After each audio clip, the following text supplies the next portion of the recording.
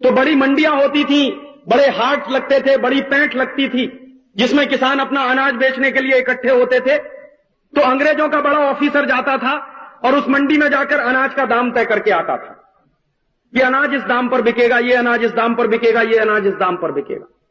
माने मेहनत किसान करता था और अनाज का दाम अंग्रेज तय करते थे। और जानबूझकर अंग्रेजों की सरकार किसानों की मेहनत से पैदा किए गए अनाज का दाम इस तरीके से तय करती थी कि किसानों को ज्यादा कुछ मिलने ना पाए, उनको लगातार नुकसान होता चला जाए, उनको लगातार घाटा होता चला जाए।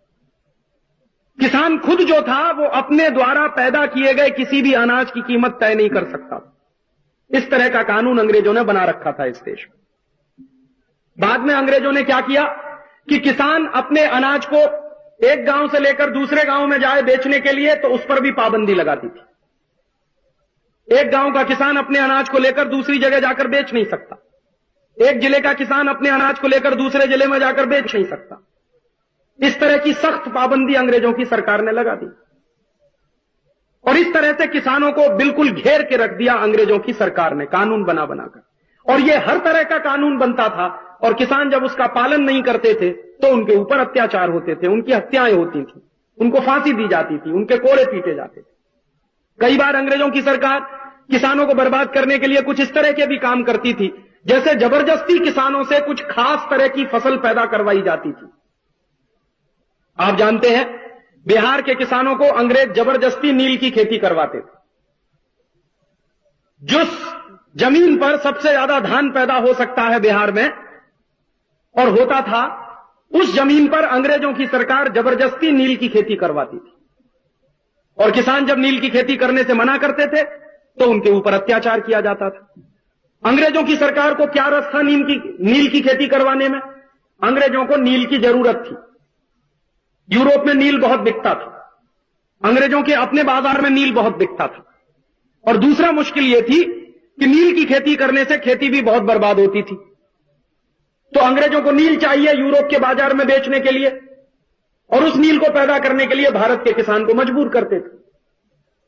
गांधी जी ने जो सबसे पहला सत्याग्रह किया था अपने चंपारण के प्रवास में, वो सत्याग्रह इसी सवाल को लेकर था कि अंग्रेजों की सरकार जबरदस्ती किसानों से नील की खेती करवाती थी। और गांधी जी कहा करते थे कि यह सबसे बड़ी हिंसा है। किसानों की मर्जी के खिलाफ जबरदस्ती उनसे किसी फसल का पैदा करवाया जाना, गांधी जी कहा करते थे हिंसा है। तो इसलिए चंपारण का सत्याग्रह करना पड़ा था महात्मा गांधी को। ऐसे ही अंग्रेजों की सरकार ने मालवा के इलाके में किसानों को मारकर पीटकर जबरदस्ती उनसे अफीम की खेती करवाना शुरू किया। यह जो आज हमारे देश में बहुत बदनाम है मालवा का क्षेत्र, और हम लोग अक्सर यह कहा करते हैं कि मालवा के किसान सबसे ज्यादा अफीम पैदा करते हैं, यह जो अफीम पैदा करवाने का किस्सा है, यह अंग्रेजों का शुरू करवाया हुआ किस्सा है। हमारे देश में अंग्रेजों के आने के पहले अफीम की खेती नहीं थी, और होगी तो कहीं छुटपुट थी, बड़े पैमाने पर नहीं थी। लेकिन अंग्रेजों की सरकार ने मालवा के किसानों को मार मार कर पीट पीट कर जबरदस्ती उनके ऊपर अत्याचार करके अफीम की खेती करवाई। क्यों करवाई? क्योंकि अफीम का व्यापार अंग्रेजों की ईस्ट इंडिया कंपनी बहुत जगह पर करती थी। तो क्या होता था, भारत के किसानों को मारकर पीटकर उनसे अफीम पैदा करवाई जाती थी मालवा के क्षेत्र में। वो अफीम ईस्ट इंडिया कंपनी खरीदती थी किसानों से। उस अफीम को लेकर ईस्ट इंडिया कंपनी चीन में जाती थी बेचने के लिए। तो अफीम भारत में पैदा होता था, ईस्ट इंडिया कंपनी उस अफीम को चीन में ले जाकर बेचती थी, और चीन में ले जाकर अफीम बेचते थे अंग्रेजों के ऑफिसर्स ईस्ट इंडिया कंपनी की तरफ से। तो मुनाफा भी कमाते थे और चीन के लोगों को नशे का शिकार भी बनाते थे। पूरे के पूरे चीन को बर्बाद किया था अंग्रेजों ने अफीम पिला पिलाकर, अफीम खिला खिलाकर। अफीम यहां से पैदा करवा के ले जाते थे और वहां पर चीन में बेची जाती थी। और चीन के लोगों को पहले मुफ्त में अफीम पिलाई अंग्रेजों ने, मुफ्त में अफीम खिलाई। फिर धीरे धीरे नशे के शिकार हो गए तो उनसे पैसा लेने शुरू किया और अफीम देना शुरू किया। और आप जानते हैं कि चीन में एक बहुत बड़ा अफीम युद्ध हुआ है अंग्रेजों के खिलाफ, जिसको ओपियम ट्रेड वॉर कहा जाता है चीन के इतिहास में। वो इसीलिए हुआ कि भारत में अफीम पैदा होती थी मालवा में, अंग्रेजों की सरकार वो अफीम पैदा कराती थी, चीन में ले जाकर वो अफीम बेची जाती थी, चीन के लोगों को उससे बर्बाद किया जाता था। इस तरह के कानून भी अंग्रेजों की सरकार ने बनाए थे भारत को बर्बाद करने के लिए, भारत के किसानों को बर्बाद करने के लिए। और इस तरह की व्यवस्थाएं बनाकर अंग्रेजों ने भारत के किसानों को पूरी तरह से बांध दिया था। तो जो किसान सबसे ज्यादा उन्नत खेती करता था, जो किसान सबसे ज्यादा उन्नत खेती करने वाला माना जाता था, जिस देश की खेती सबसे ज्यादा उन्नत मानी जाती थी, वो किसान बर्बाद हुआ, वो खेती बर्बाद हुई और वो धीरे धीरे गरीबी में आ गया किसान, फिर दारिद्र्य में आया, फिर कंगाली में आया, फिर इस देश में भुखमरी हुई और अकाल पड़े।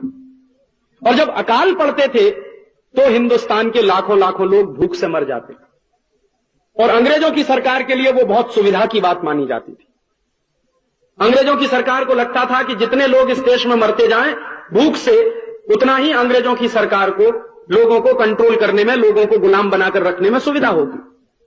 तो अकाल जब पड़ते थे, महामारियां जब होती थी, भूख से लोग जब मरते थे, तो अंग्रेजों की सरकार उसके लिए कोई कदम नहीं उठाती थी। यह इस देश के लिए सबसे बड़ा दुर्भाग्य रहा है कि एक देश जो 300 साल पहले तक सबसे ज्यादा अन्न पैदा करता रहा, अनाज पैदा करता रहा, उसी देश में अंग्रेजों के जमाने में 10-10 अकाल पड़े, बड़े बड़े अकाल पड़े, लाखों लाखों करोड़ों करोड़ों लोग उन अकालों में मारे गए। बाद में अंग्रेजों की सरकार ने एक कानून और बनाया कि जब यहां अकाल पड़ना शुरू हो गया तो अनाज के उत्पादन में और ज्यादा कमी आ गई। तो अंग्रेजों की सरकार जो लगान वसूलती थी, वो लगान में भी कमी आने लगी, क्योंकि अनाज का उत्पादन कम हुआ तो लगान मिलना कम हो गया। तो अंग्रेजों की सरकार ने फिर और ज्यादा अत्याचार करना किसानों के ऊपर शुरू कर दिया।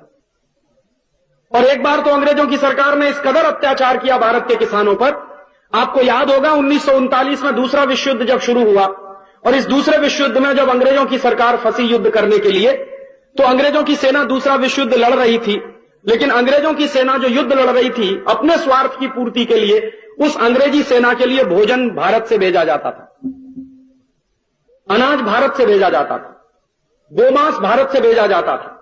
अंग्रेजों की फौज लड़ रही थी दूसरे विश्व युद्ध में और दूसरे विश्व युद्ध का कुल खर्चा भारत के किसानों को बर्दाश्त करना पड़ता था। तो दूसरे विश्व युद्ध के समय में अंग्रेजों की सरकार ने एक तो किसानों पर टैक्स और बढ़ा दिया था, लगान और ज्यादा लगा दिया था, भारत के उद्योगों पर टैक्स बढ़ा दिया था, भारत के उद्योगों पर ज्यादा से ज्यादा भारत के उद्योगों से रेवेन्यू कलेक्शन हो सके युद्ध के लिए, ऐसी व्यवस्थाएं बनाई थी। और दूसरी तरफ भारत का भोजन, भारत का अनाज, भारत के गाय का कत्ल करने के बाद मांस अंग्रेजों की फौज को मिल सके लगातार, उसकी भी व्यवस्था की थी। और आप जानते हैं कि जब भारत के अन्न, भारत का अनाज अंग्रेजों की फौज को जाने लगा, पहले से ही इस देश में अन्न उत्पादन में काफी कमी आ चुकी थी, फिर जो कुछ बचा हुआ अन्न था वो अंग्रेजों ने यहां से बाहर भेजना शुरू कर दिया, अपने देश में भेजना शुरू कर दिया, तो फिर अनाज की कमी और ज्यादा हो गई। तो अंग्रेजों ने एक कानून और बना दिया और वो कानून है राशन कार्ड का कानून, जो आज भी इस देश में चल रहा है। आप में से बहुत सारे लोग नहीं जानते कि ये राशन कार्ड क्यों चलाया गया है इस देश में। हम सबके घर में राशन कार्ड तो है, लेकिन वो राशन कार्ड क्यों चलाया था, अंग्रेजों ने क्यों शुरू किया था ये कानून, ये बहुत कम लोग जानते हैं। 1939 के साल में अंग्रेजों ने राशन कार्ड का कानून बनवाया और भोजन और अनाज पर उन्होंने राशनिंग की व्यवस्था शुरू करवाई। और ये राशन कार्ड का कानून अंग्रेजों ने क्यों बनवाया, क्योंकि यहां का अनाज, यहां का भोजन इंग्लैंड चला जाता था, यहां के लोगों को भुखमरी की हालत का सामना करना पड़ता था। तो भारत के लोगों को भुखमरी की हालत का सामना करते हुए लोग जब मरते थे, तो अंग्रेजों की सरकार ने लोगों को थोड़ा तसल्ली दिलवाने के लिए कानून बना दिया कि राशन कार्ड आप ले लो अंग्रेजों की सरकार से, और जिस व्यक्ति के पास राशन कार्ड होगा उसको सस्ते दाम पर अनाज मिल सकेगा। तो जिन लोगों ने राशन कार्ड बनवाए अंग्रेजों की सरकार के ऑफिस में जाकर घूस देकर, रिश्वत देकर, भ्रष्टाचार करके, उन लोगों को ही सिर्फ अनाज मिलता था, बाकी लोगों को अनाज मिल नहीं पाता था। तो इस तरह के अत्याचारी कानून, इस तरह की व्यवस्थाएं अंग्रेजों ने शुरू की थी इस देश में। इन सब व्यवस्थाओं के कारण भारत का किसान बर्बाद हुआ और भारत की खेती बर्बाद होती चली गई।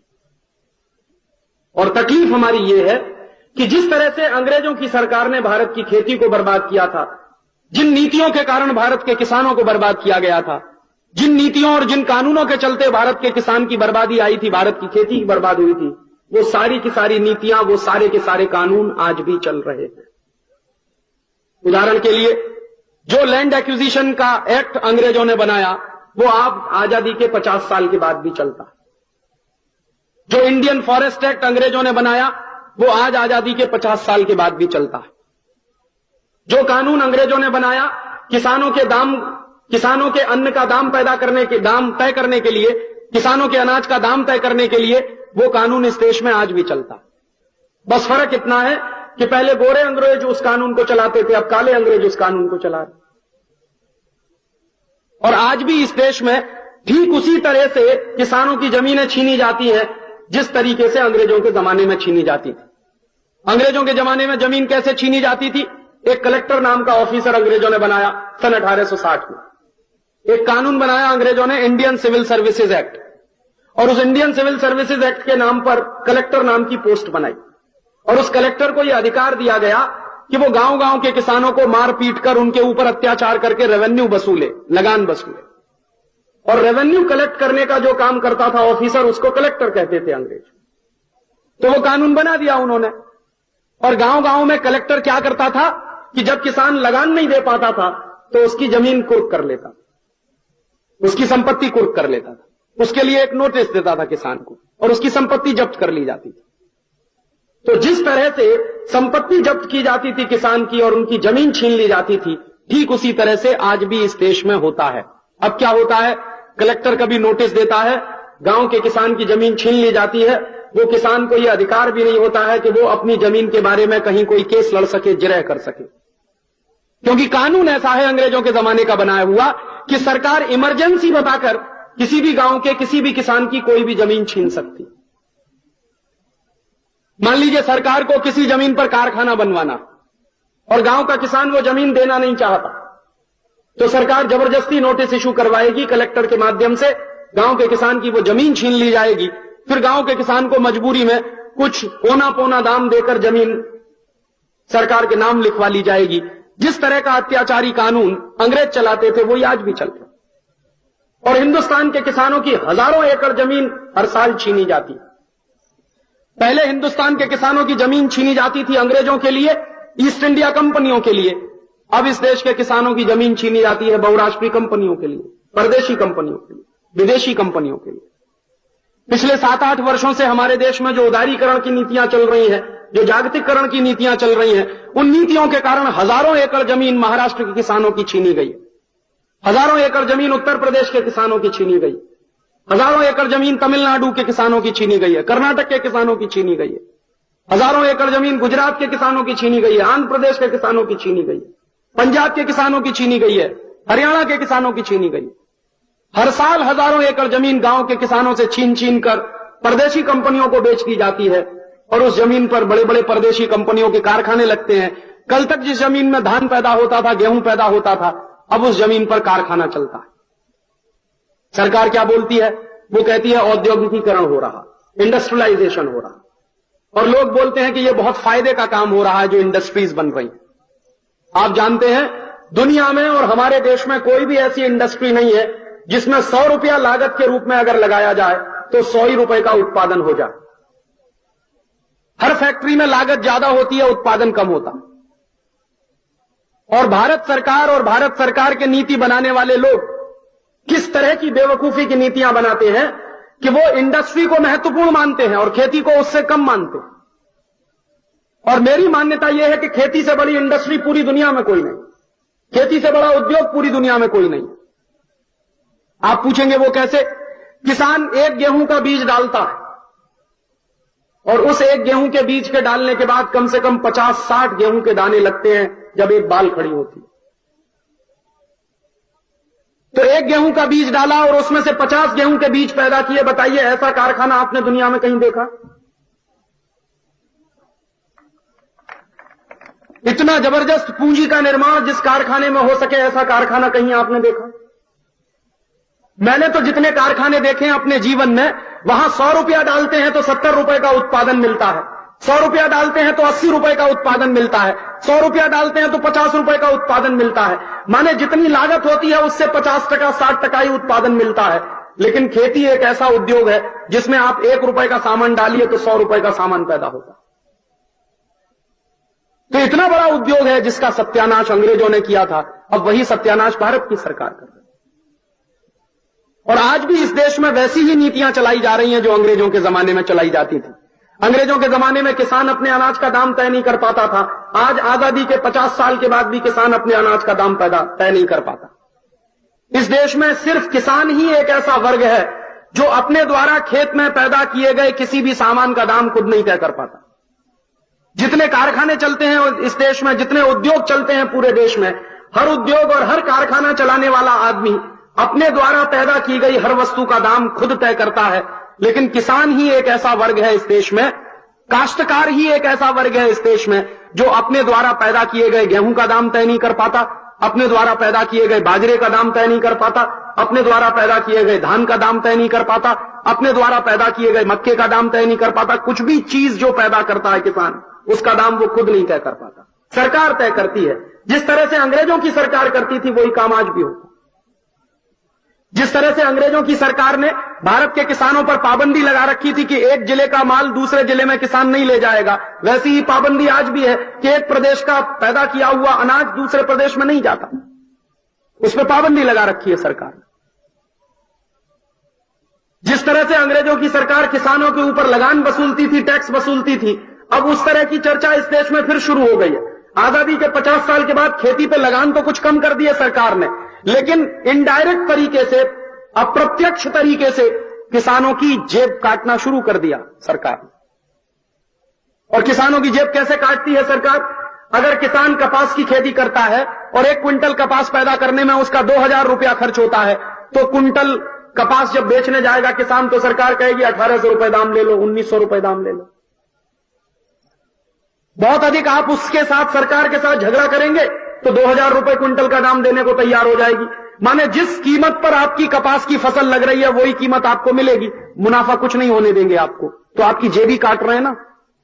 या तो टैक्स लगाकर आपकी जेब काटें, या तो लगान वसूल कर आपकी जेब काटें, या फिर आपके ऊपर पाबंदी लगाकर आपके दाम तय करने की नीति सरकार अपने हाथ में ले ले और आपको मुनाफा नहीं होने दे। तो एक तरह का टैक्स ही है ये किसानों के ऊपर। और दूसरा तरीका क्या अपनाया हुआ है सरकार ने कि किसान जो कुछ पैदा करता है और बाजार में जब बेचने जाता है तो उसकी कीमत नहीं मिलती, उसका दाम उसको नहीं मिलता, और किसान जो कुछ बाजार से खरीदता है उसकी कीमतें लगातार बढ़ती चली जाती है। अपने खेती में डालने के लिए फर्टिलाइजर लेता है, खाद लेता है, अपने खेती में डालने के लिए कीटनाशक लेता है, अपने खेती में डालने के लिए बीज लेता है, अपने खेती में और कोई चीज इस्तेमाल करनी हो किसान को जो बाजार से खरीदनी पड़े, तो उन सब के दाम तो बढ़ते चले जाते हैं। 100% दाम बढ़ जाएगा, 200% दाम बढ़ जाएगा, 300% बढ़ जाएगा, 400% बढ़ेगा, 500% बढ़ेगा। लेकिन जो किसान बाजार में बेचने के लिए जाएगा कोई चीज, तो उसका दाम नहीं बढ़ता उस रेशियो में। तो हमेशा खेती घाटे का सौदा रहती है। खेती में जो लगाते हैं वो निकलता नहीं, और खेती में जितना लगाते हैं जब निकलता नहीं है तो किसान की खेती घाटे में आ जाती है। और जब घाटे की खेती करना किसान शुरू करता है तो कर्जदार होता है, कहीं ना कहीं से कर्ज लेता है, या तो साहूकार से ले या बैंकों से ले, और कर्जदार हो जाता है जब किसान, तो उसकी हालत और भी दयनीय हो जाती है। इस देश में ऐसी नियम और ऐसी व्यवस्थाएं चलाई गई हैं। और कर्जा लेकर जब किसान खेती करता है तो उसके क्या नतीजे निकलते हैं? पिछले साल आंध्र प्रदेश के 100 किसानों ने जो आत्महत्या की थी, वो सबसे बड़ा उदाहरण इस देश के सामने है। 100 किसानों ने बैंक से कर्जा लेकर कपास की फसल लगाई थी आंध्र प्रदेश में, और उस कपास की फसल को जब किसानों ने लगाया तो उस कपास की फसल पर कीड़ा लग गया। और कपास की फसल पर जब कीड़ा लगा तो कीड़े को मारने के लिए किसान दवा लेकर आए, और दवा अंग्रेजी कंपनी की थी, परदेशी कंपनी की थी। उस दवा को उन्होंने खेत में छिड़का। दवा पर जितने निर्देश लिखे हुए थे सब अंग्रेजी में थे, किसान अंग्रेजी पढ़ना जानते नहीं, तो दवा उन्होंने छिड़क दी खेत में। तो जो कपास की फसल बची हुई थी वो भी पूरी तरह से चौपट हो गई। और जब कपास की फसल पूरी तरह से चौपट हो गई तो किसानों के पास कुछ नहीं बचा जो वो बैंकों को कर्जे के रूप में लिया था उसको वापस कर सके। बैंक वाले आए अपना कर्जा मांगने के लिए, किसानों के पास कुछ नहीं था देने के लिए। तो किसानों ने क्या किया कि जो कपास की फसल का कीड़ा मारने की दवा वो लेकर आए थे, वही दवा उन्होंने खुद पी और सबके सब मर गए। ऐसे किसान आत्महत्या करते हैं जब बैंक के कर्जे में कोई किसान फंसा है तो। और हिंदुस्तान में 45 करोड़ किसान छोटे किसान हैं जिनके पास 2 बीघा की जमीन है, 3 बीघा की जमीन है, 5 बीघे की जमीन है। ऐसे 45 करोड़ किसान हैं। जरा उनकी आप कल्पना तो करिए कि ये 45 करोड़ किसान आज की परिस्थिति में किस तरह से खेती करते होंगे और किस तरह से कर्जदार बनते होंगे। और इस देश में कभी कभी क्या होता है कि गांव का किसान कोई कर्ज ले लेता है, कर्ज चुकाने की स्थिति में नहीं होता, और कभी कभी वो कर्ज माफ कर दिया जाए तो पूरे देश में हंगामा हो जाता है, और हर साल हजारों करोड़ रुपए का माफ किया जाता है पैसा बड़े बड़े उद्योगों पर, बड़ी बड़ी इंडस्ट्रीज पर। इंडस्ट्रीज बैठ जाती हैं, उद्योग बैठ जाते हैं, उनके पैसे डूब जाते हैं और बैंक वाले कुछ नहीं कर पाते, और जब किसान के कर्जे की माफी की बात आती है तो हंगामा कर देते हैं पूरे देश में।